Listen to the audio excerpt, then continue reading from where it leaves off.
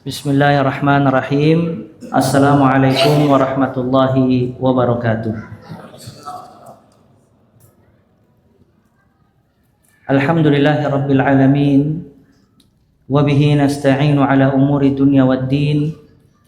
Wassalatu wassalamu ala ashrafil anbiya'i wal mursalin, Nabina Muhammadin wa ala alihi wa ashabihi wa man tabi'ahum bi ihsanin ila yaumiddin. Allahumma anfa'na bima 'allamtana wa 'allimna ma yanfa'una wa zidna 'ilma. Allahumma rahmataka narju fala takilna ila anfusina tarfata 'ain wa aslih lana syu'unana kullaha la ilaha illa ant. Rabbana taqabbal minna innaka antas sami'ul 'alim wa tub 'alaina innaka antat tawwabur rahim. Rabbi syrah li sadri wa yassir li amri wahlul 'uqdatam min lisani yafqahu qawli, thumma amma ba'd. Fa ya ayyuhal ikhwah rahimani wa rahimakumullahu jami'an. Pembahasan kita pada kali ini yaitu berjudul prinsip dasar dakwah salafiyah, atau dalam bahasa Arab usulud dakwah as-salafiyah. Pembahasan ini pembahasan yang sangat penting dan juga memiliki poin-poin dasar yang harus diketahui bagi siapa saja yang menisbatkan dirinya kepada salaf atau salafi. Dan pembahasan manhajus salaf itu pembahasan yang sangat panjang pembahasannya.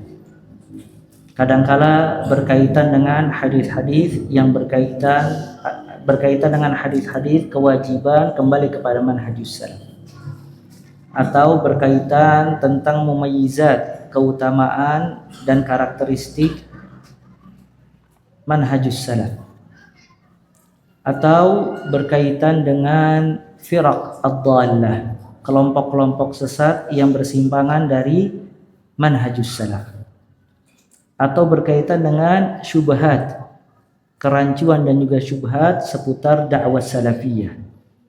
Dan juga termasuk dari pembahasan manhajus salaf yaitu membahas bagaimana keadaan salaf, akidah mereka, ibadah mereka, muamalah mereka, akhlak mereka dan seterusnya.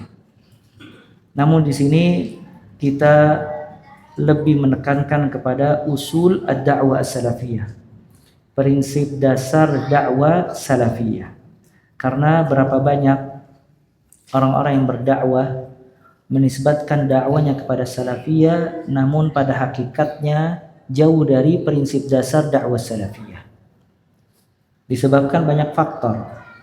Imma dia punya kepentingan selain Allah Azza wa Jal, atau memiliki syubhat di benaknya, atau memang memiliki niat yang buruk. Dhal mudil, dia ingin menyesatkan, dia sesat dan juga menyesatkan manusia. Maka para ulama memberikan ma'alim, rambu-rambu dan prinsip-prinsip dasar ketika seseorang menisbatkan dakwanya kepada dakwah salafiyah. Ya, dijelaskan oleh para ulama di dalam kitab-kitab mereka apa dan bagaimana dakwah salafiyah. Karena semua orang yang berdakwah di atas manhajus salaf pasti membawa manusia kepada kebaikan. Karena manhajus salaf menyuruh kepada berpegang teguh kepada Al-Quran dan juga As-Sunnah. Dan manhajus salaf memerintahkan manusia untuk ikhlas dan ittiba'. Manhajus salaf memerintahkan kepada ijtima', berkumpul, bersatu padu, dan juga melarang dari al-ikhtilaf wal furqah, berpecah belah dan berpisah. Manhajus salaf memerintahkan untuk taat kepada para pemimpin dan tidak boleh keluar dari ketaatannya atau memberontak, dan seterusnya dari prinsip-prinsip dasar dakwah salafiyah. Nah, oleh karena itu pembahasan kita insyaallah taala seputar poin-poin tersebut. Namun sebelum kita membahas tentang prinsip dasar ad-da'wah salafiyah, prinsip dasar dakwah salafiyah, maka ada beberapa poin yang ingin kita tekankan terlebih dahulu sebagai muqaddimah, pembukaan dari pembahasan kita. Dan pembahasan ini yakni pembahasan seputar manhaj as-salafi itu banyak dibahas oleh para ulama. Di antaranya ada satu kitab dikarang oleh Syekh Salim bin Eid Al-Hilali berjudul Limadza ikhtartu manhaj as-salaf. Kenapa aku memilih manhaj as-salaf? Kemudian juga kitab yang lain Usul ad-da'wah as-salafiyah, prinsip dasar dakwah salafiyah yang dikarang oleh Syekh Abdul Salam bin Barjas rahimahullah. Kemudian juga ada kitab Syekh Muhammad bin Umar Bazmul hafizahullah yang berjudul Al-Manhaj As-Salafi, Ta'rifuhu, Usuluhu wa Fadluhu. Dan juga kitab-kitab yang lain yang banyak sekali dibahas oleh para ulama. Dan juga pembahasan ini banyak diungkapkan di dalam banyak risalahnya oleh Syekhul Islam Ibnu Taimiyah rahimahullah dan juga muridnya Ibnul Qayyim Al-Jauzi rahimahullah. Maka kajian ini pada hakikatnya diambil dari kitab-kitab yang tadi kita sebutkan dan juga aqwal perkataan Ibnu Taimiyah dan juga Ibnul Qayyim rahmatullah alaihim ajma'in. Namun kita sederhanakan menjadi poin-poin agar mudah difahami ya dan juga cepat dicerna. Yang pertama yang ingin kita jelaskan apa maksud dari manhajus salaf. Sering kita dengar manhaj dan sering kita dengar salaf. Ya atau manhaj salafi, al-manhaj as-salafi. Apa yang dimaksud? Manhaj itu kalau diterjemahkan ke dalam bahasa Indonesia metode. Karena dalam bahasa Arab at-tariq jalan yang menuju kepada tujuan. Itu manhaj. Sedangkan salaf itu orang-orang terdahulu. Maksudnya salaf di sini adalah orang-orang terdahulu dari generasi utama yang dipuji oleh Allah dan dipuji oleh Nabi Muhammad sallallahu alaihi wasallam. Yaitu mereka para sahabat. Makanya salaf barisan yang paling pertama yaitu ashabun nabi, sahabat-sahabat Nabi Muhammad sallallahu alaihi wasallam. Kemudian para pengikutnya dari tabi'in, tabi'ut tabi'in dan a'immatul huda, imam-imam dakwah seterusnya yang semua mengikuti petunjuk mereka dari satu zaman ke zaman yang lain. Maka manhaj as-salafi kata Syekh Muhammad Bazmul hafizahullah, al-manhaj as-salafi huwa at-tariq allati yahsulu biha al-mutaba'ata lima kana alaihi ar-rasul wa ashabuhu. Maksudnya al-manhaj as-salafi adalah metode yang dengannya seseorang dapat mengikuti petunjuknya Nabi SAW dan para sahabatnya. Ya, jadi at-tariq metode yang dengannya seseorang dapat mutaba'ah mengikuti petunjuknya Nabi SAW dan juga para sahabatnya. Ya, jadi dikatakan seseorang bermanhaj salaf atau bermadhab salaf, maksudnya dia mengikuti metode dalam mengikuti petunjuk Rasul dan juga para sahabatnya. Dalam semua hal, aqidatan, ibadatan, muamalatan, akhlaqan, wa ghairih. Baik dalam bab aqidah, bab ibadah, bab akhlak, bab muamalah. Dia benar-benar mengikuti petunjuk Nabi sallallahu alaihi wasallam dan juga petunjuknya para sahabat dan orang-orang yang datang setelah para sahabat dari generasi utama yang direkomendasikan oleh Nabi Muhammad sallallahu alaihi wa ala alihi wasallam. Dan salafiyah ma alaihi ahlul hadis alladzina hum ahlus sunnah wal jamaah. Salafiyah itu yang ahlul hadis berpegang teguh dengannya dan juga ahlus sunnah wal jamaah. Adapun salafi itu penisbatan seseorang kepada salaf. Dan nanti kita sebutkan hukmu al-intima ila salaf. Apa hukum menisbatkan diri kepada salaf? Seperti seseorang mengatakan ana salafi, aku salafi atau aku athari. Ya. Salafi itu penisbatan seseorang kepada salaf. Karena ya di situ ya nisbah namanya. Ya penisbatan. Indonesia itu negara Indonesia. Ketika ingin dikatakan orang Indonesia maka dikatakan Andunisi. Ya di situ ya nisbah. Makkah itu kota Mekah dan orang Mekah, penduduk Mekahnya dibilang Makki. Ya. Arab itu jenisnya bangsa Arab. Orang Arabnya dikatakan Arabi. Ajam itu non Arab. Orangnya dikatakan Ajami. Artinya orang non Arab. Nah, begitu juga Salafi adalah orang-orang yang menisbatkan dirinya kepada salaf. Ya. Nah, makanya di sini harus kita ketahui bersama, tidak ada ajaran dari salafus saleh yang salah. Dan tidak ada petunjuk dari kalangan salafus saleh yang tidak tepat. Namun berbeda antara salafus saleh dan afrad dan orang-orang yang menisbatkan dirinya kepada salaf. Jadi kalau kita menemukan ada orang-orang yang menisbatkan dirinya kepada salaf atau salafi, kemudian dia ada kesalahan dalam bab dakwah, bab ibadah, bab aqidah, maka jangan disalahkan salafnya. Karena salaf ya generasi yang utama. Namun oknum dan orang-orang yang menisbatkan diri kepada salaf itu yang banyak salah. Oleh karena itu kalau membahas fulan dan alan itu tidak ada ujungnya. Kenapa? Karena membahas kesalahan oknum pribadi seseorang. Namun yang kita bahas di sini adalah manhaj as-salaf. Metodenya kaum salaf yang wajib kita ikuti jalannya dan juga petunjuknya. Ya, makanya salah kalau seseorang menjelekkan salaf karena kesalahan oknum-oknum yang menisbatkan diri kepada salafi. Makanya nanti di akhir kajian insyaallah kalau memungkinkan kita akan membahas satu perkataan bagus dari Syekh Bakar Abu Zaid rahimahullah. Beliau mengatakan kun salafiyan 'alal jaddah. Jadilah salafi sejati, dan beliau sebutkan bagaimana karakteristik salafi sejati tadi. Dan poin selanjutnya,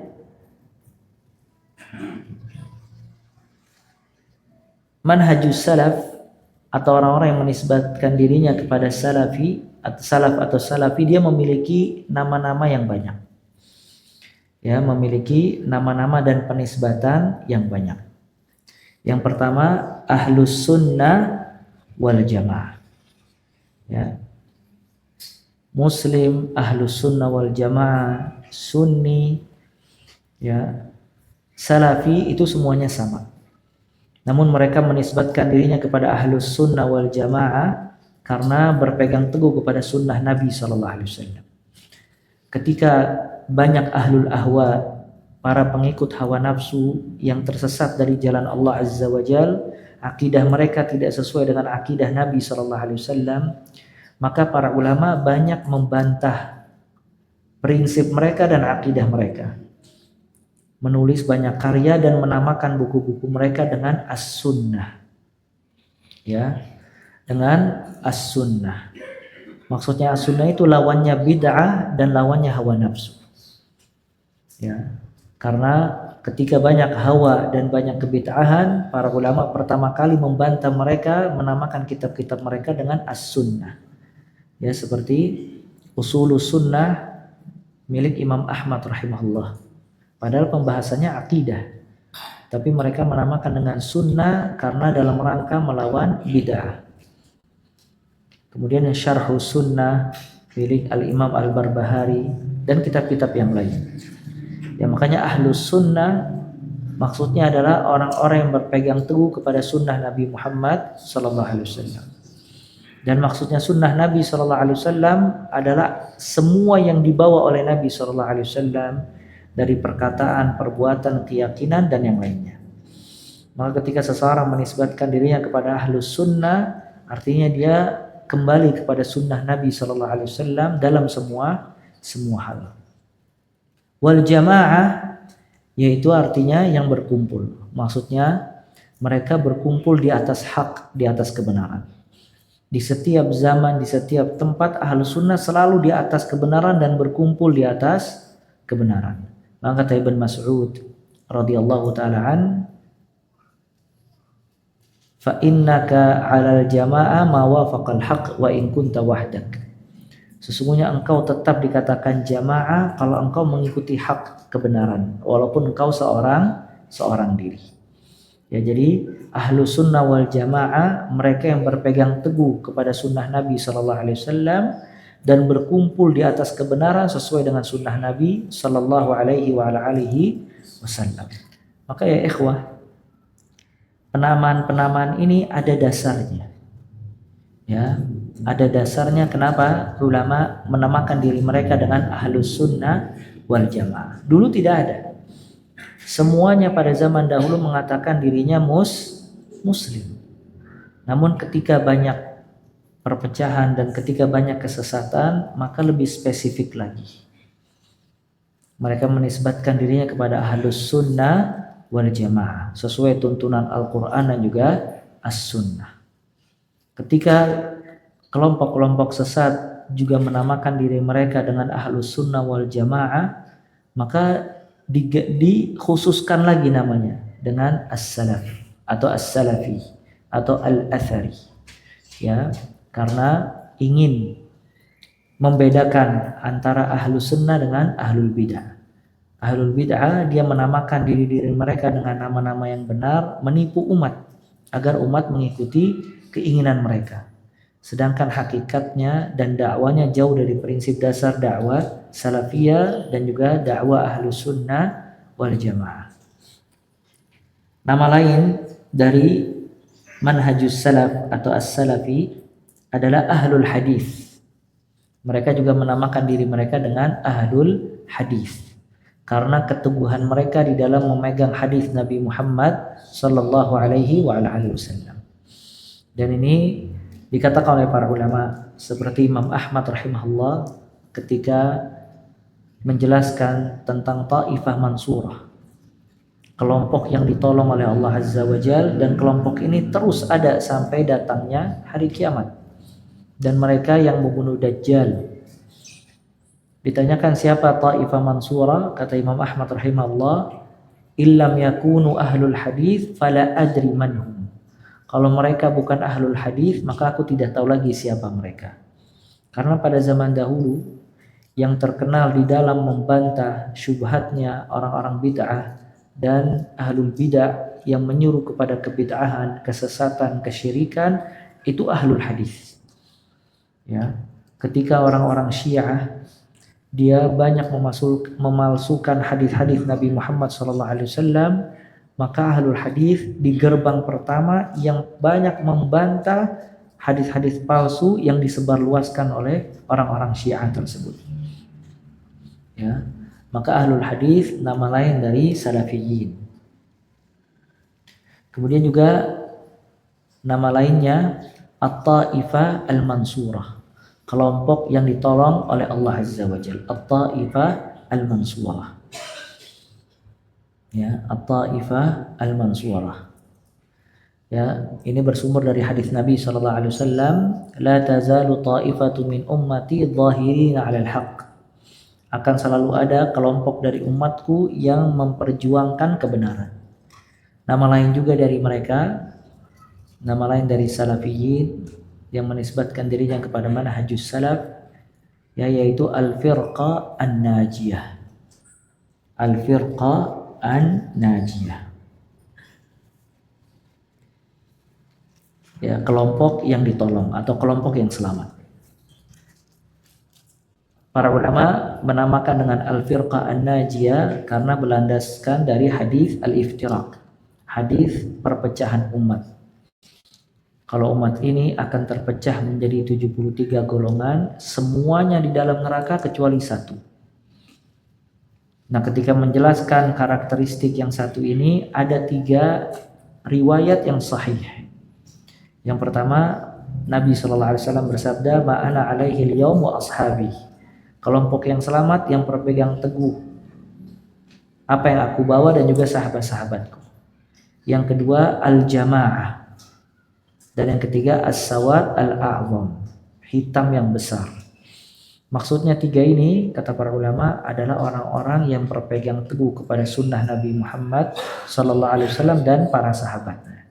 Maka ini dinamakan dengan al-firqah an-najiyah, kelompok yang selamat. Dan hadis al-iftiraq, hadis perpecahan, bukan menunjukkan semua kelompok itu pasti masuk neraka. Cuman maksudnya terancam api neraka. Kecuali satu yang tidak terancam api neraka, yaitu yang berpegang teguh dengan sunnah Nabi Sallallahu Alaihi Wasallam dan juga pemahaman para sahabat. Adapun selain mereka terancam dengan api neraka. Maka kesalahan sebagian orang yang memahami hadis iftiraq, kalau salafi dia menyatakan semua kelompok selain dirinya masuk neraka karena hadis ini. Hadis ini bukan menta'yin, memastikan semua kelompok itu pasti masuk ke dalam api neraka, tapi menjelaskan tentang wa'id, ancaman. Kalau yang tidak berpegang teguh dengan sunnah Nabi SAW dan pemahaman para sahabat itu terancam api neraka. Makanya yang selamat cuma satu. Oleh karena itu mereka menamakan dirinya dengan al-firqah an-najiyah, kelompok yang selamat. Ya. Nama lain mereka juga al-ghuraba. Al-ghuraba artinya apa? Asing. Ya. Karena sesuai hadis Nabi sallallahu alaihi wasallam, badal Islam ghariban wa sayaudu ghariban kama bada fatuba lil ghuraba. Islam dimulai dengan keterasingan dan akan kembali asing sebagaimana pertama kalinya, maka berbahagialah bagi orang-orang yang asing. Kemudian Nabi SAW mensifati siapa orang yang asing ini, gharib. Ya, maka riwayat yang sahih Nabi SAW menyatakan orang yang asing adalah alladzina aslahu hina fasadan nas. Mereka berbuat kebenaran ketika manusia rusak. Jadi lihat, pertama kali datang Islam, keadaan manusia dalam keadaan sesat semuanya.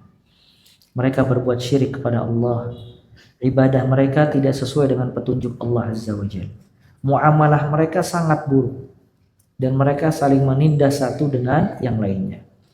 Maka Allah Ta'ala mengutus Nabi Muhammad SAW dengan syariat dan membawa agama Islam. Maka Islam pada saat itu sangat gharib, sangat asing bagi orang-orang yang rusak pada saat itu.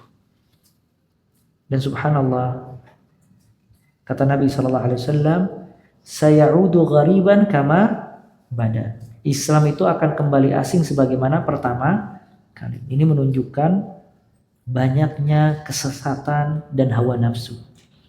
Saking mendominasinya kesesatan dan hawa nafsu, akhirnya Islam itu kembali asing. Ya, sampai seseorang tidak tahu mana hak mana mungkar. Sampai seseorang menyangka kalau hak adalah mungkar dan mungkar adalah hak. Ini keterasingan Islam, ghurbatul Islam. Dan dia akan kembali asing.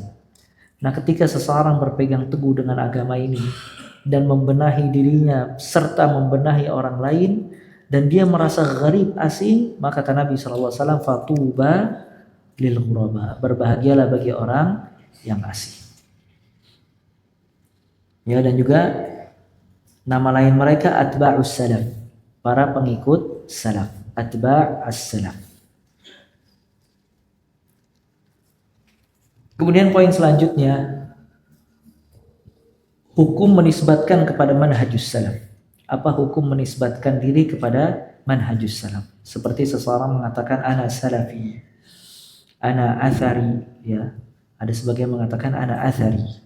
Athari maksudnya athar, ahlul athar, yang mengikuti athar, mengikuti hadis dan juga perkataan-perkataan salaf. Atau ana salafi, yang menisbatkan diri kepada as-salaf.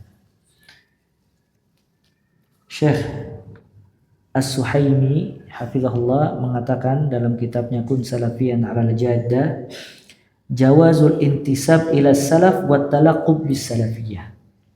bolehnya menisbatkan diri kepada salaf dan juga salafiyah. Ya, jawaz al-intisab ila salaf wa talaqqub bis salafiyah. Bolehnya menisbatkan diri kepada salaf dan juga salafiyah. Kemudian beliau membawakan banyak sekali perkataan ulama. Di antaranya perkataan Syekhul Islam Ibnu Taimiyah rahimahullah. Kata Ibnu Taimiyah rahimahullah, la aiba ala man azhara madhhab as-salaf wa intasaba ilayhi wa i'tazza ilayhi bal yajibu qabulu dhalika minhu fa inna madhhab as-salaf la yakunu illa haqqa.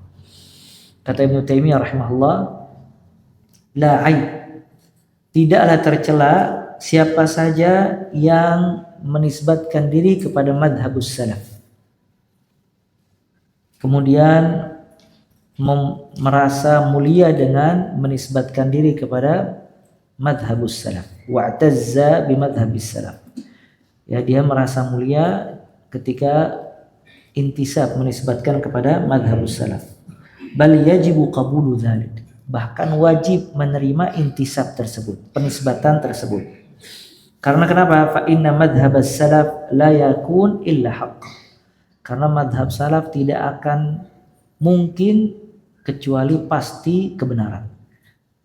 Artinya semua yang dinisbatkan kepada madhabus salaf pasti hak, pasti kebenaran. Fa inna madhhabas salaf la yakun illa haqqa. Karena madhab salaf tidak mungkin tidak ada kebenaran, pasti semuanya isinya kebenaran. Kemudian Imam Az-Zahabi rahimahullah, beliau mensifati Imam Ad-Daruqutni. Imam Ad-Daruqutni dia memiliki kitab hadis dan dia bermadhab Asy-Syafi'iyah. Sampai dikatakan termasuk ulama yang memiliki saham besar di dalam menyebarkan pemikiran dan juga fikih Imam Syafi'i. Ya. Yaitu Imam Ad-Daruqutni, Daruqutni.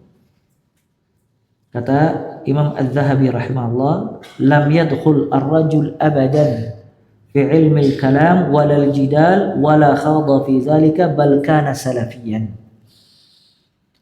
Imam Daruqutni, kata Imam Az-Zahabi, tidak pernah masuk ke ilmu kalam, filsafat, dan tidak pernah berdebat tentang ilmu kalam atau mempelajari hal-hal yang tidak bermanfaat.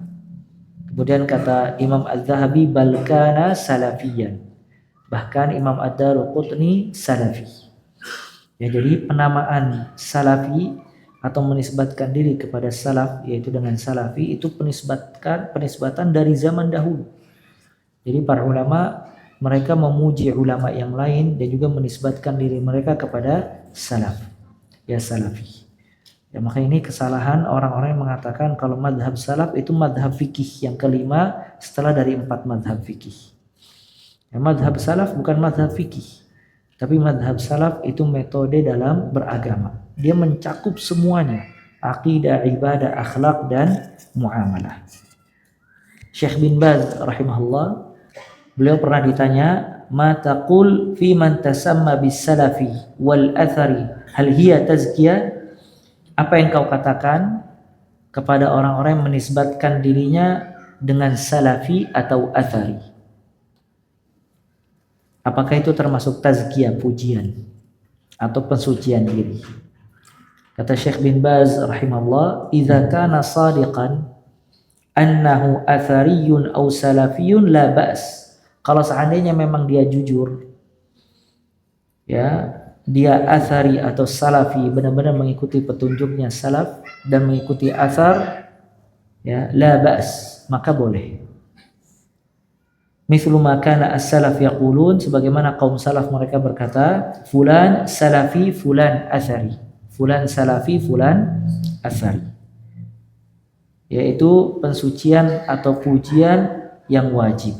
Artinya karena menisbatkan kepada hak, kepada kebenaran. Cuma di sini ya tidak boleh seseorang menisbatkan kepada salaf tafakhuran karena ingin menyombongkan diri di hadapan orang-orang.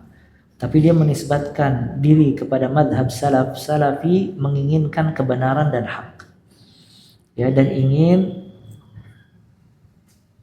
mengalahkan kebatilan-kebatilan dengan madhab salaf yang dia sebarluaskan. Ya. Kemudian juga poin selanjutnya, keistimewaan manhaj as-salaf. Ini juga poin penting ya, keistimewaan manhaj as-salaf.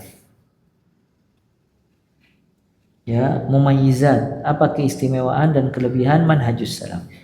Yang pertama, sabatu ahli 'alal haqq wa 'adamu taqallubihim kama hiya 'adatu ahli al-ahwa.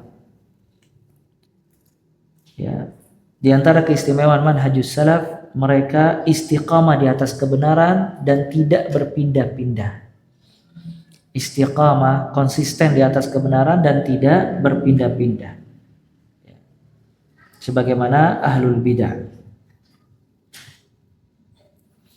Hudzaifah pernah berkata kepada Ibn Mas'ud radhiyallahu taala anhum, "Wa iyyaka wa talawwun fid din." Jauhilah oleh kalian talawun, berwarna-warni di dalam agama. Maksudnya berpindah ke sana dan kemari. Fa inna dinallahi wahidun. Sesungguhnya agama Allah itu satu. Jadi kalau seseorang dia benar-benar mempelajari manhajus salaf, aqidatan, ibadatan, akhlak, muamalah, kemudian dia menjalaninya dan mengamalkannya, salah satu buahnya as-sabat, dia istiqamah, ya, dan iltizam, tidak berpindah ke sana dan kemari. Nah, kalau misalnya ada seseorang dia berpindah-pindah di dalam beragama, hari ini dia ikhwani, nanti pekan depan dia tablighi, nanti pekan depan lagi dia Hizbut Tahrir, ya, nanti dia ikut pengajian si fulan, maksudnya pengajian-pengajian yang tidak didasari dakwah salafiyah. Nanti dia menjelekkan kelompok ini, besok dia ke kelompok tersebut menjelekkan kelompok yang lain. Itu namanya talawun fiddin, bermain-main di dalam agama dan berwarna-warni. Dan ini tidak sesuai dengan manhajus salaf. Manhajus salaf terkenal kalau orang-orangnya kokoh, sabat, dan istiqamah di atas kebenaran. Dan itu banyak sebabnya. Di antara sebabnya dha'ful ilm, lemahnya ilmu seseorang, atau su'ul faham, dia memiliki pemahaman yang buruk, ya, atau maradun nafsi, dia ada penyakit di dalam hatinya yang hingga membuat dia berpindah-pindah terus-menerus, ya. Karena madhabus salaf, dia kokoh pendiriannya di atas Al-Quran dan juga di atas As-Sunnah. Bukan dia mengikuti Ustadz Fulan, Ustadz Alan, ketika Ustadznya berubah ikut berubah, ketika Ustadznya pindah ikut pindah. Nah, ini menunjukkan kalau agamanya dibangun di atas taklid, ikut-ikutan, bukan di atas basirah, ilmu yang benar, ya. Maka ini pentingnya mempelajari madhabus salaf. Makanya tidak mungkin seseorang bisa kokoh di dalam memegang agama, bisa memiliki sabat, ketetapan, kalau seandainya dia tidak mempelajari madhabus salaf, ya. Makanya di dalam pelajaran atau pembahasan yang dibahas dalam manhajus salaf itu bagaimana muamalah kita dengan ahlul bidah. Bagaimana kaum salaf dia bermuamalah dengan ahlul bid'ah. Sebagian orang ada yang dia terlalu ekstrim, ya, semua yang berbuat bid'ah dijauhi oleh dia dan diisolasi, dihajar, seolah-olah dia sedang menghadapi Wasil bin Atha atau Jaham bin Safwan. Padahal ahlul bidah yang dia hadapin gak bisa baca Al-Quran, gak ngerti ilmu, cuman karena dia berbuat bid'ah akhirnya semua dipukul rata. Nah, kadang ghulu, sifat dia yang ekstrim, berlebihan, tughyan, itu mengeluarkan dia dari madhabus salaf dan menjadikan dia berpindah-pindah. Nah, ini sebabnya apa? Dha'ful ilm, lemahnya ilmu dia. Padahal dibedakan bagaimana dia bermuamalah dengan tokoh ahlul bidah, bagaimana dia bermuamalah dengan orang awam. Dan kapan ahlul bidah yang dikafirkan, kapan ahlul bid'ah yang tidak dikafirkan, dan kapan dia boleh sholat di belakang ahlul bid'ah, kapan dia tidak boleh sholat di belakang ahlul bid'ah, dan yang lainnya. Kapan dia harus mendebat ahlul bid'ah dan kapan dia harus diam. kapan dia harus mengingkari dan kapan dia tidak harus mengingkari.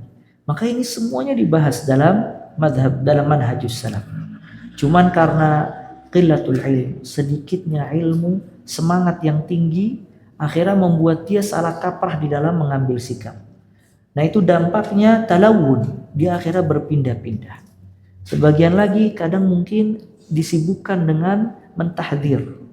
Sedangkan ar-rudud, membantah ahlul bidah, itu dibahas dalam manhajus salaf. Ya, dan Syekh Bakar Abu Zaid rahimahullah memiliki kitab judulnya Ar-Rudud, bantahan. Ya, dulu para ulama mereka membantah ahlul ahwa dan yang lainnya. Cuman membantah ini ada ilmunya, ada metodenya sesuai dengan madhabus salaf. Nah, maka sebagian orang semuanya dibantah, ya, dan semuanya ditahdzir misalnya. Akhirnya membuat dia tidak ada teman dan hidup sendirian. Akhirnya membuat dia berpindah dari satu tempat ke tempat yang lain, dari satu pemahaman ke pemahaman yang lain, ya, dan seterusnya. Ini semua dampak dari dia tidak berpegang teguh dengan madhab salaf yang benar. Ini ada dampaknya semuanya. Ada sebagian seseorang sering jidal, berdebat. Tidak ada tokoh atau orang yang tidak sesuai dengan pemahaman dia, pasti didebat. Dan subhanallah, banyaknya debat membuat dia berpindah-pindah dari satu pemahaman ke pemahaman yang lain. Dan ini sebagaimana disabdakan oleh Nabi SAW, ma dhalla qaumun ba'da hudan illa utul jadal. Tidaklah satu kaum tersesat setelah mendapatkan hidayah kecuali karena dia banyak berdebat. Atau ada kebenaran yang dia ketahui, namun dia menyembunyikannya, tidak menjelaskannya karena takut kehilangan orang-orang atau takut kehilangan umat dan yang lainnya. Maka ini semuanya membuat dia talawun, berpindah-pindah. Di sisi lain ada orang yang merendahkan dengan ahlul bidah. Dia mengatakan yang penting ukhuwah. Ya, selama kita ukhuwah, selama itu kita di atas kebaikan. Maka kadang dia hadir di acara si fulan, kadang dia hadir di acara si alan. Padahal acara di situ jelas-jelas ada kesyirikan, di situ jelas-jelas ada yang haram. Cuman dia ikuti semuanya dalam rangka ukhuwah. Maka semuanya keluar dari madhabus salaf dalam bab ini. Mauqif dia, sikap dia tidak sesuai dengan yang dilakukan oleh madhabus salaf. Makanya subhanallah, sebagian salaf, ya, ketika datang ahlul bidah mengatakan kepada dia, ana sa'ukallimuka kalimah, aku ingin mengabarkan kamu cuma satu perkataan. Sama dia ditolak, enggak, wala nisfa kalimah, walaupun setengah perkataan anak nggak mau dengar. Sebagian lagi ketika ahlul bidah membawakan dalil-dalil, dia tutup kuping dan dia berkata kepada anaknya, ya ibni, wahai anakku, dha usbu'ak atau dha asabi'ak fi udunik, taruhlah tangan kamu atau jari kamu di kuping, jangan kamu dengar. Subhanallah, ahlul bidah ya ikhwah, pertama kali dia banyak membawakan ara, pendapat-pendapat dia dan hawa nafsu dia. Ketika dia tahu orang-orang sulit menerima pendapat dia dan hawa nafsu dia karena tidak sesuai dengan Al-Quran dan juga As-Sunnah, maka dia membungkus pendapat dia dengan dalil-dalil. Dia bawakan dalil-dalil Al-Quran dan hadis yang sesuai dengan hawa nafsunya untuk membenarkan pendapat dia. Dan ini sesuai dengan firman Allah, فَأَمَّا الَّذِينَ فِي قُلُوبِهِمْ زَيْغٌ فَيَتَّبِعُونَ مَا تَشَابَهَ مِنْهُ ابْتِغَاءَ الْفِتْنَةِ وَابْتِغَاءَ تَأْوِيلِهِ. Adapun orang-orang yang di dalam hatinya ada zaigh, ada penyakit hati, lihat. Kata Allah, wa ammal ladzina fi qulubihim zaigh. Adapun orang-orang yang di dalam hatinya ada penyimpangan, fayattabi'una ma tasyabaha minhu. Dia mengikuti ayat-ayat mutasyabihat. Apa maksud ayat-ayat mutasyabihat? Maksudnya ayat-ayat yang secara zahirnya rancu, tapi pada hakikatnya benar. Tidak semua orang mengetahui maksud dari ayat tersebut. Nah, orang-orang yang di dalam hatinya berpenyakit ini, dia ikuti ayat-ayat syubhat untuk membuat rancu manusia. Kenapa? Ibtigha'al fitnah. dia menginginkan fitnah, wabtigha'a ta'wili, dan menginginkan tafsirnya sesuai hawa nafsu dia. Ya, makanya lihat subhanallah, setelah ayat itu dalam surat Al-Imran Allah mengajarkan kita doa. Rabbana la tuzigh qulubana ba'da idh hadaitana. Ya Allah, jangan kau palingkan hati kita. Jadi hati ketika menerima hidayah jangan sampai dipalingkan oleh Allah setelah Allah memberikan hidayah. Makanya kadang yang membuat orang keluar dari manhajus salaf dan madhabus salaf itu ada penyakit hati, kesesatan dan penyimpangan di dalam hati yang namanya zaigh. Yang kita berlindung kepada Allah Azza wa Jal agar dijauhkan dari penyakit tersebut. Ya, dan sebagian orang subhanallah, berapa banyak yang dia dahulunya menyuarakan manhajus salaf dan di akhir hayatnya dia menjadi corong bagi ahlul bidah. Ya, dan berapa banyak dahulu orang-orang bermanhajus salaf di dalam ibadah, maka berubah menjadi orang-orang yang berbuat syirik kepada Allah Azza wa Jal, bahkan penyumbang kegiatan syirik dan kebid'ahan. Ya, maka ini banyak sebab-sebab yang dia menyimpang dari kebenaran tadi. Nah, makanya keistimewaan manhajus salaf itu as-sabat. Sabatu ahlihi. Orang-orang yang berpegang teguh kepada manhajus salaf dia istiqamah dan memiliki ketetapan di atas kebenaran, wa adamu taqallubihim, dan tidak berubah-berubah sebagaimana kebiasaan ahlul bidah. Ya, sebagaimana kebiasaan ahlul bidah. Ya, sebagaimana perkataan Hudzaifah, wa iyyaka wat talawun fid din. Jauhkanlah oleh kalian berwarna-warni di dalam agama, fa inna dinallahi wahidun. Sesungguhnya agama Allah itu satu. Dan juga Imam Malik rahimahullah, beliau mengatakan, man ja'ala dinahu ghardan lil khusumat akthara tanaqqul. Ini perkataannya bagus. Man ja'ala dinahu ghardan lil khusumat akthara tanaqqul. Barang siapa yang menjadikan tujuan agamanya untuk berbantah-bantahan, mengalahkan si fulan dan si alan, untuk menumbuhkan kebencian, aktsara tanaqul, maka dia orang yang paling banyak berpindah-pindah. Dan antum lihat ahlul ahwa itu berpecah belah menjadi banyak. Antum kalau baca kitab Al-Baghdadi, judulnya Al-Farqu Bainal Firq, perbedaan antara firqah-firqah. Di situ dia jelaskan bagaimana berpecah belahnya kelompok-kelompok sesat di dalam agama Islam. Syiah dari pendirinya Abdullah bin Saba, maka berpecah belah menjadi banyak kelompok, satu kelompok dengan kelompok yang lain bermusuhan. Khawarij ya menjadi berpecah belah. Mu'tazilah dan yang lain-lainnya, mereka berpecah belah. Hizbut Tahrir itu pecahan dari Ikhwanul Muslimin yang pemimpinnya tidak sejalan, akhirnya dia membuka kelompok sendiri namanya Hizbut Tahrir. Ya, dan tarekat-tarekat Sufiyah yang bermacam-macam jenisnya, ya mereka berpecah belah satu dengan yang lainnya. Maka tandanya ahlul bidah itu tafarruq, mereka berpecah belah. Sedangkan ahlus sunnah wal jamaah dan madhabus salaf itu al-ijtima', bersatu padu dan menjauhkan semua perpecahan dan perselisihan. Dan perselisihan pendapat itu tidak membawa kepada perselisihan hati. Ya, karena perselisihan pendapat yang dibolehkan dalam din itu suatu hal yang wajar. Nah, mungkin kita cukupkan sampai di sini.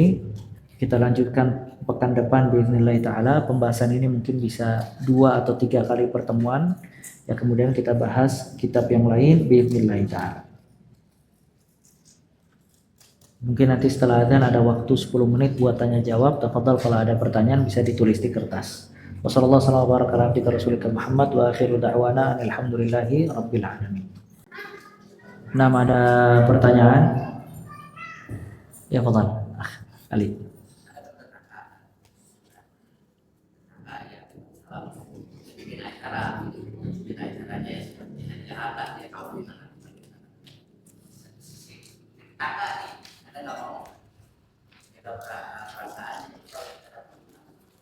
Acara apa dia?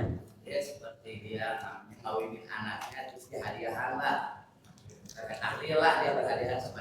Hmm. Nah, acara yang diadakan oleh masyarakat itu dalam dua keadaan. Keadaan yang pertama, apabila memang acara tersebut acara yang dilarang pada dasarnya, ya, seperti tahlilan, dasar hukumnya itu haram, tidak boleh.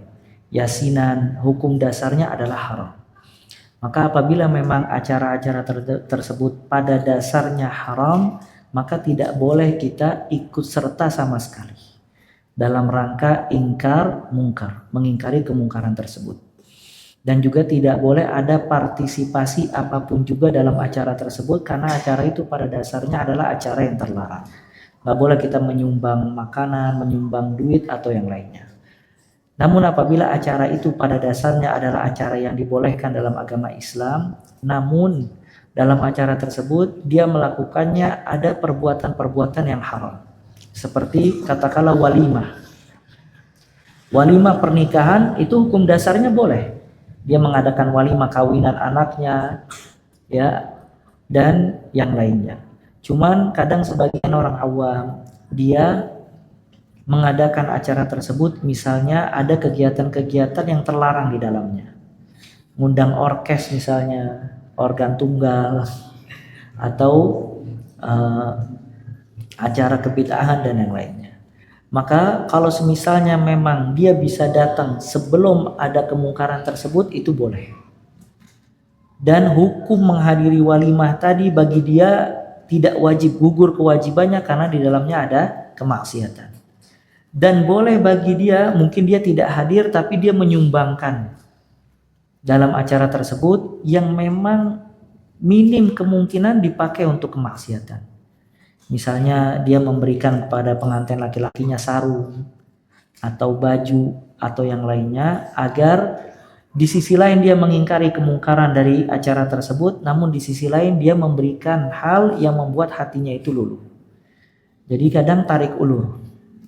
Ya, kalau memang acara-acara tersebut adalah acara-acara yang dibolehkan.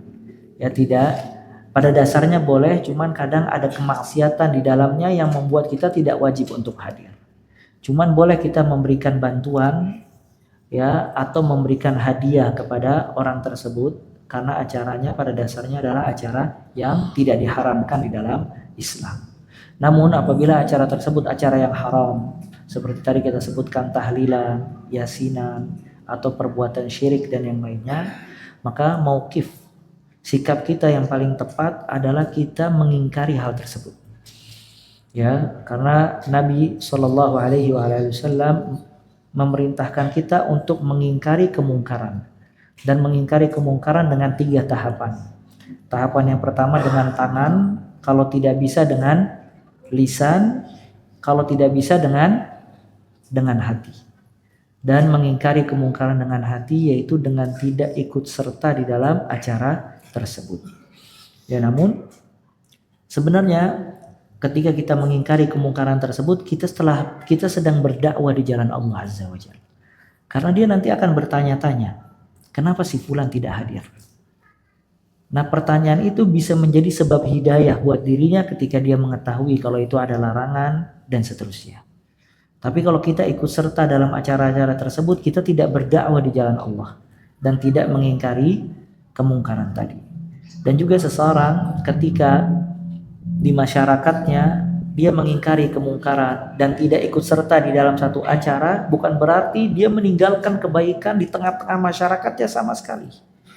Banyak yang bisa dia perbuat yang membuat orang itu bisa luluh hatinya walaupun dia tidak hadir di acara-acara yang haram tadi. Misalnya dia setiap bulan membagikan makanan ke tetangganya, dia setiap bulan membagikan beras, tetangga yang fakir dia bantu, dia ikut andil untuk bayar listrik di masjid, memberikan aqua, ya, atau yang lainnya. Maka dengan kedermawanan dia itu menjadi keseimbangan ketika dia mengingkari hal-hal yang lainnya. Jadi itu kewajiban kalau misalnya acara tersebut haram. Ya, cuman di sisi lain kita banyak berbuat baik kepada tetangga dalam acara-acara yang halal dan kegiatan-kegiatan yang dibolehkan di dalam syariat. Seperti itu ya.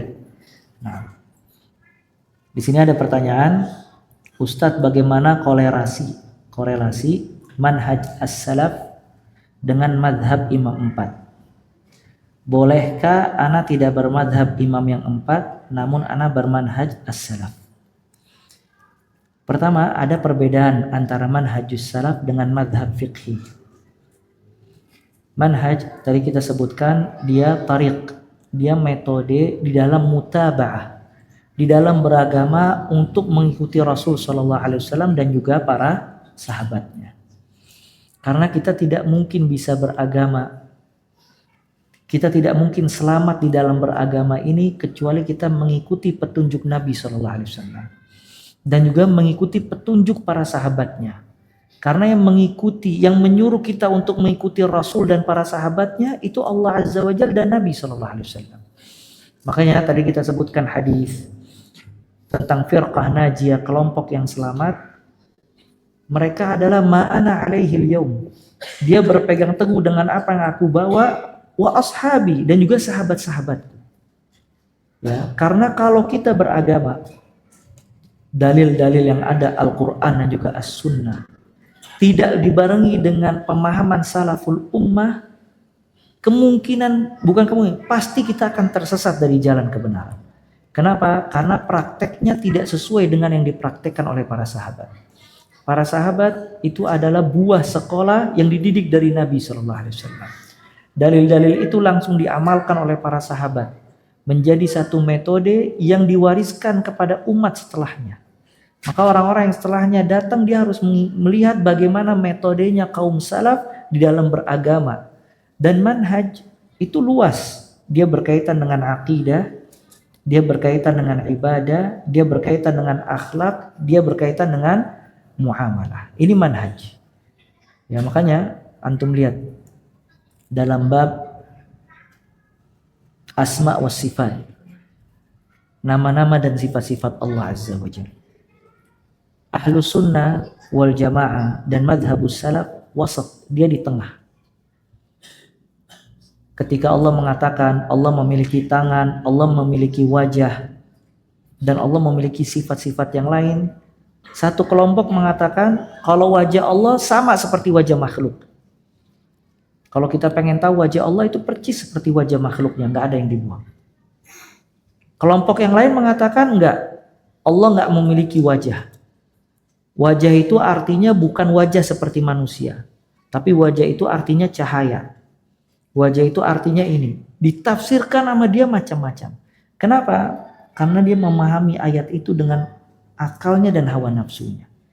Nah, ketika dia kembali kepada madhabus salaf, maka dia mengetahui kalau wajah yang dimaksud adalah wajah yang sebagaimana kita ketahui.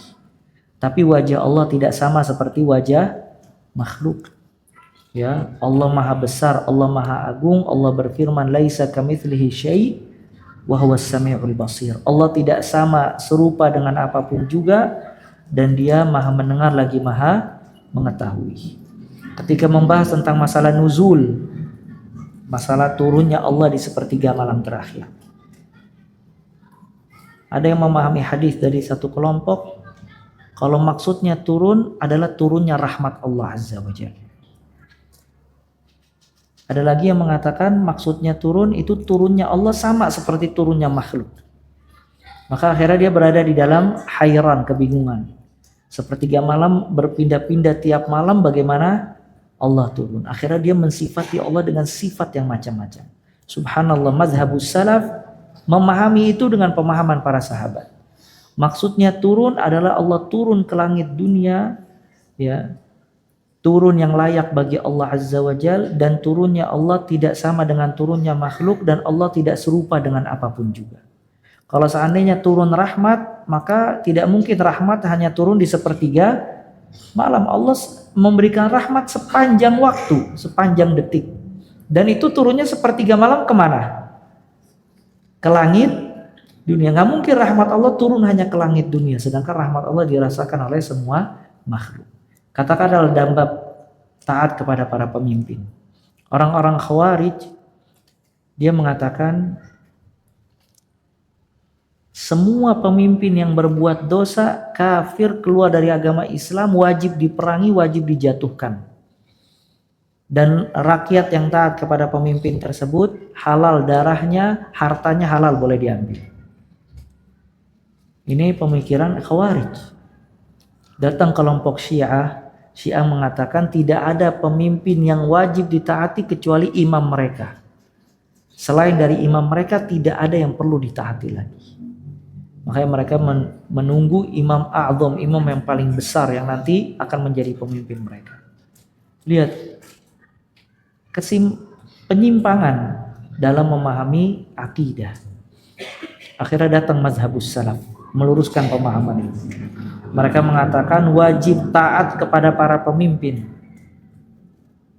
dalam semua keadaan selama tidak menyuruh kepada kemaksiatan. Kalau dia menyuruh kepada kemaksiatan tidak boleh taat, tidak boleh mengikutinya. Cuman tetap tidak boleh berontak kepada pemimpin tersebut, harus sabar terhadap kezaliman pemimpin. Maka terjadi ketentraman, terjadi kenyamanan, terjadi aktivitas sekarang karena akidah yang benar sesuai dengan mazhab as-salaf. Antum lihat dalam sahabat. Khawarij dia membunuh sahabat-sahabat Nabi SAW. Utsman bin Affan, Ali bin Abi Thalib itu dibunuh oleh orang-orang yang berpikiran Khawarij, Nawasib. Ya, mereka mengkafirkan sahabat dan membunuh para sahabat. Itu orang Khawarij. Dan mereka memusuhi Ali bin Abi Thalib radhiyallahu anhu. Subhanallah, Syiah juga sama. Mereka mengatakan semua sahabat kufur kecuali 3. Kalau nggak salah Abu Dzar Al-Ghifari, Ammar ibn Yasir, sama satu lagi siapa? Lupa anak. Nah ini 3 ini, ya Salman Al-Farisi. 3 ini tidak kafir, semuanya kafir. Sampai dia mengatakan Abu Bakar dan Umar 2 patung Quraisy. Dan mereka melaknat Abu Bakar dan Umar di akhir-akhir sholat mereka. Antum lihat penyimpangan antara Khawarij dengan Syiah. Maka Khawarij dan Syiah selalu ribut dan berantem. Ya, mereka memusuhi Ali bin Abi Thalib radhiyallahu an. Sedangkan Syiah mereka menjadikan Ali sebagai Tuhan pengganti Allah Azza wa Jalla. Datang Ahlus Sunnah madhabus salaf di tengah-tengah. Mereka mengatakan semua sahabat udul. Sahabat telah diridhai oleh Allah Azza wa Jalla. Cuman tetap mereka tidak maksum, tidak terlepas dari kesalahan karena mereka basyar. Tapi kebaikan yang mereka lakukan lebih besar dibandingkan kesalahannya, maka kebaikan-kebaikan itu akan mengampuni kesalahan-kesalahan yang mereka perbuat. Maka Ahlus Sunnah menjunjung tinggi sahabat tadi. Maka kalau orang tidak bermanhaj salaf, mesti ada yang salah di dalam beragama. Baik akidah, baik ibadah. Antum lihat ibadah. Orang-orang sufi, ibadahnya dengan orang-orang yang lain dan seterusnya. Nah sedangkan mazhab fikih itu apa? Definisi mazhab apa? Mazhab itu kumpulan dari pendapat-pendapat ulama. Maka dikatakan mazhab Asy-Syafi'i itu kumpulan dari pendapat-pendapat Syafi'i dalam bab fikih. Mazhab Hambali itu kumpulan pendapat-pendapat Imam Ahmad dalam bab fikih. Mazhab Hanafi itu kumpulan pendapat-pendapat Imam Abu Hanifah dalam bab fikih. Mereka berselisih dalam bab fikih karena fikih ini ranah yang di dalamnya ada ijtihad. Ijtihad itu seseorang mengeluarkan pendapat ketika tidak menemukan dalil dengan syarat-syarat yang ditentukan dalam ilmu ushulul fiqh. Ya, maka mereka mengeluarkan pendapat. Maka kadang pendapat ini berselisih dengan pendapat yang lain dan seterusnya. Nah, itu pendapatnya dikumpulkan menjadi mazhab.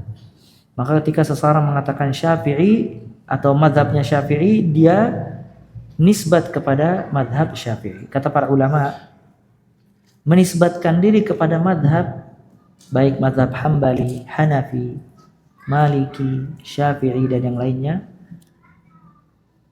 dia ketika menisbatkan kepada mazhab, dia antara satu dari 2 hal. Yang pertama, imma usul, dasar-dasar pengambilan fikih dia, dhawabit dan usul fikihnya, dia mengikuti mazhab dari yang dia ikuti tadi. Jadi setiap mazhab memiliki usulul fiqh sendiri. Seperti Imam Ahmad, dia lebih mengutamakan hadis dhaif dibandingkan pendapat orang. Imam Malik, dia mengatakan kalau apa yang dilakukan oleh penduduk Madinah itu menjadi hujjah. Imam Abu Hanifah lebih mendahulukan qiyasnya karena di zaman dia sedikit terkumpulnya hadis-hadis. Nah, maka ini usul fiqh, ilmu dasar fikih yang mengeluarkan hukum, dia ambil sesuai dengan mazhab tadi. Maka seorang alim dia belajar, dia menentukan kalau usul ilmu dasar dalam pengambilan fikih yang paling tepat atau lebih dekat kepada kebenaran itu Imam Syafi'i. Maka dia menisbatkan dirinya kepada Syafi'i. Atau dia mengatakan yang paling dekat pengambilan hukum usulnya Hambali, maka dia menisbatkan dirinya kepada Hambali. Atau yang kedua, memang dia telah mempelajari semuanya, maka dia mengatakan pendapat Imam Ahmad itu yang paling tepat dan mendekati kebenaran, maka dia menisbatkan kepada Hambali. Makanya ketika seseorang menisbatkan diri kepada Maliki, Syafi'i, Hambali, Hanafi, itu menunjukkan kalau dia ulama yang telah mengkaji semua dasar-dasar disiplin ilmu mazhab tersebut, kemudian dia menisbatkan dirinya kepada mazhab tadi. Nah, makanya kata para ulama, menisbatkan diri kepada mazhab fikih atau menisbatkan diri kepada salah satu mazhab fikih itu bukan amalul awam, bukan pekerjaan orang awam, tapi pekerjaan ulama mutakhassis, ulama yang takhassus, spesialis di bidangnya, dia mempelajari hal tersebut hingga dia menisbatkan dirinya kepada salah satu mazhab dari mazhab-mazhab fikih. Ya, makanya yang menisbatkan siapa? Ibnu Rajab ketika menisbatkan kepada Hambali, yang lebih memenangkan pendapat Imam Ahmad ibn Hanbal dibandingkan pendapat yang lain. Sedangkan Ibnu Rajab memiliki kitab apa? Kitab Syarah Fathul Bari atau kitab Syarah Sahih Al-Bukhari. Dia punya Syarah Sahih Al-Bukhari, ya, dan dia juga punya Syarah Ilal Tirmidzi. Baru dia menisbatkan dirinya kepada Hambali.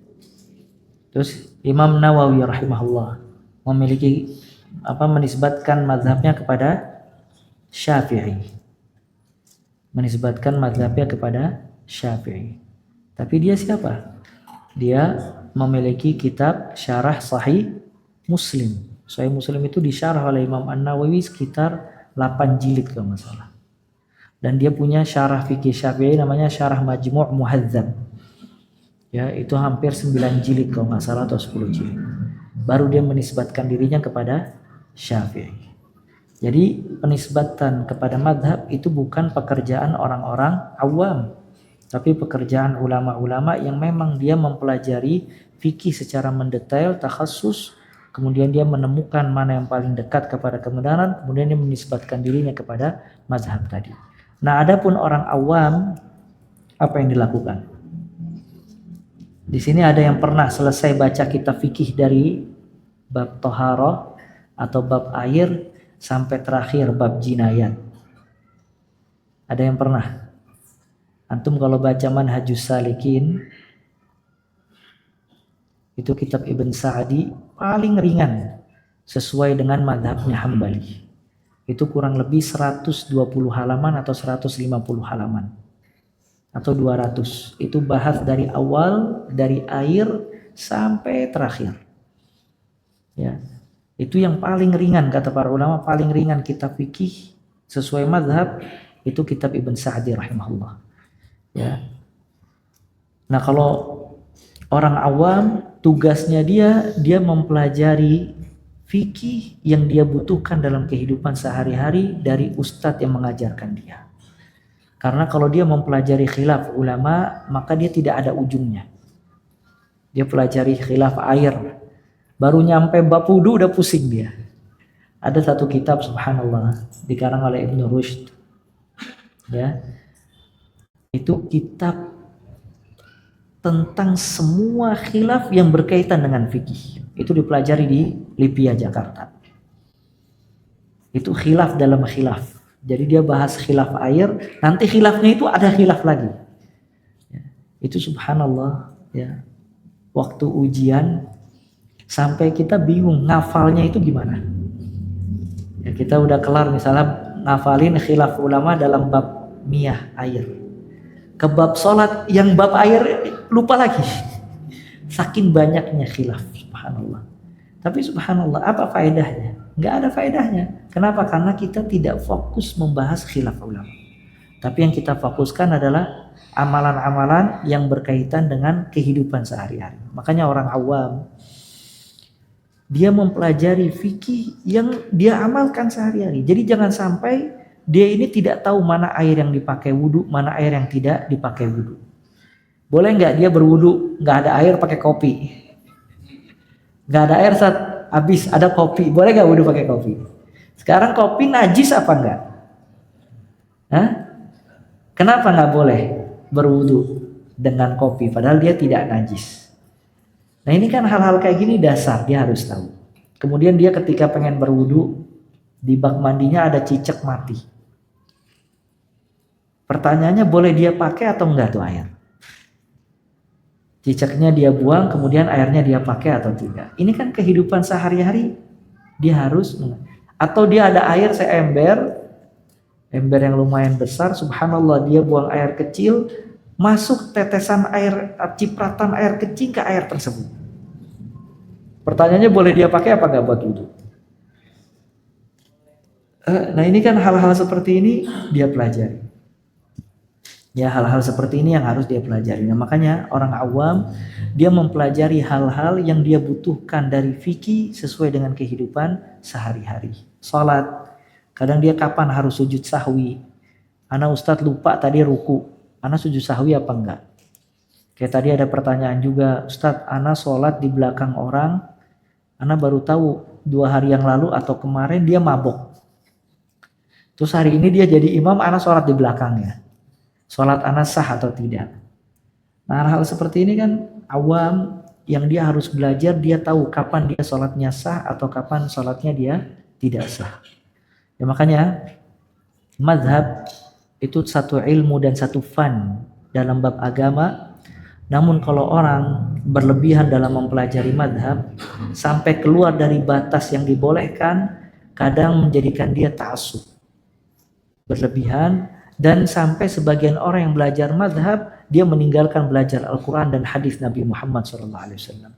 Sampai kadang sebagian orang yang belajar madhab, dia mendahulukan perkataan ulama fulan dan alan, dan dia meninggalkan hadis Nabi Muhammad SAW.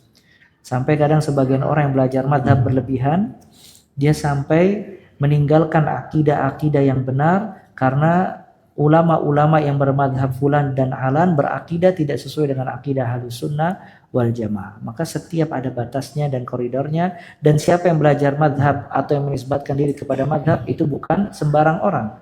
Mereka adalah ahlul ilm. Dan Syekh Abdul Salam Asy'ari hafizahullah memiliki satu kajian bagus tentang at-tamadhub, apa hukum bermadhab ya, dan bagaimana cara bermadhab dan seterusnya. Wallahu alam, semoga bermanfaat. Kita tutup dengan kafaratul majlis. Sebelum mana tutup, ada pengumuman, afwan. Insyaallah taala akan dibuka program baca Al-Qur'an dan menghafal Al-Qur'anul Karim. Ya, kita menamakannya dengan Darul Quran Ubay bin Ka'ab. Programnya sederhana. Ya bagi ikhwah sekalian, bagi yang belum mampu untuk baca Al-Quran, insya Allah bisa ikut program ini sampai bisa baca Al-Quran. Bagi yang sudah bisa baca Al-Quran, tapi bacaannya tidak sesuai dengan makhraj atau tidak sesuai dengan tajwid yang benar, maka dia akan belajar tajwid. Bagi yang sudah bisa baca makhrajnya benar, bacaannya benar, maka akan dibuka program menghafal Al-Quran cuma 2 juz. Juz 30 dan juz 29. Kalau dia cuma pengen juz 30, ahlan wa sahlan, gak apa-apa. Kalau dia punya semangat pengen juz 29, 2 juz, gak jadi masalah. Dan program ini gak lama. Ya, bukan program hafal Al-Quran 2 juz umur hidup. Ya, tapi kita targetkan 1 tahun atau 2 tahun. Ya, kemudian kalau udah selesai dibimbing dengan muhafidz, musyrif yang bisa mengajarkan dia dan juga setoran. Nanti ada metodenya, ada caranya, ya, insyaallah taala, ya. Dan juga buat tingkatan anak lulus SMA hingga dewasa hingga lansia. Jadi kalau buat yang SMP SMA nggak ikut program ini. Ini buat yang udah beruban atau udah ya lanjut ya. Kenapa? Karena nggak mungkin antum ta'lim, antum ngaji kalau antum tidak hafal paling enggak juz ammah.